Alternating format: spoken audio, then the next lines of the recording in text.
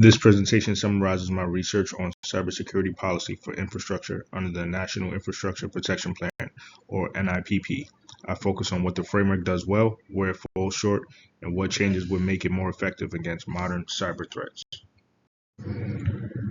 I chose this topic because critical infrastructure sits at the center of homeland security.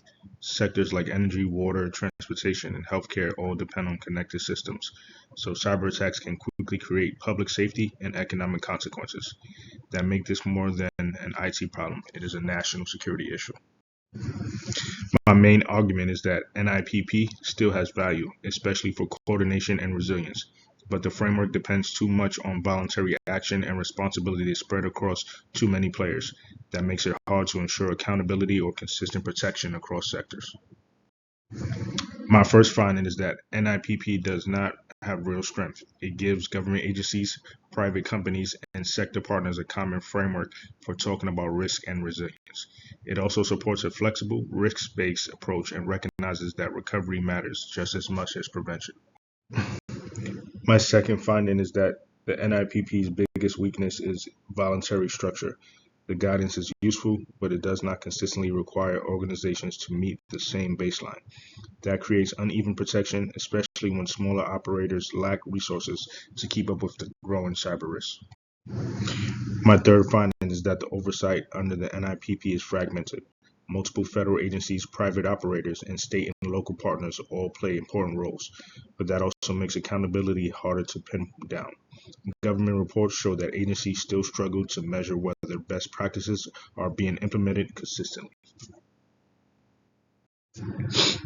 My third finding is that the oversight under the NIPP is fragmented. Multiple federal agencies, private operators, and state and local partners all play important roles, but that also makes accountability harder to pin down. Government reports show that agencies still struggle to measure whether best practices are being implemented consistently. My third finding is that the oversight under the NIPP is fragmented. Multiple federal agencies, private operators, and state and local partners all play important roles, but that also makes accountability harder to pin down.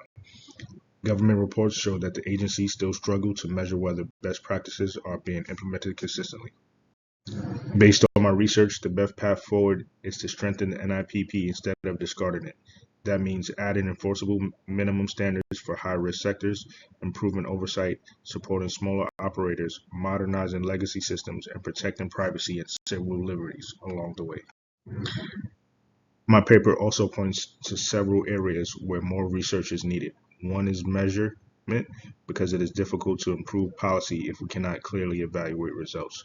Other important questions involve federal authority versus private ownership, the protection of operational technology, and the cross-sector coordination during cyber physical incidents.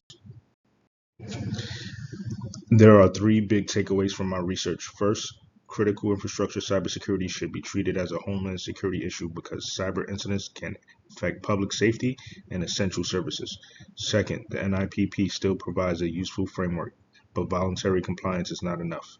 Third, the country needs stronger standards, better oversight, and more support for smaller operators to improve national resilience.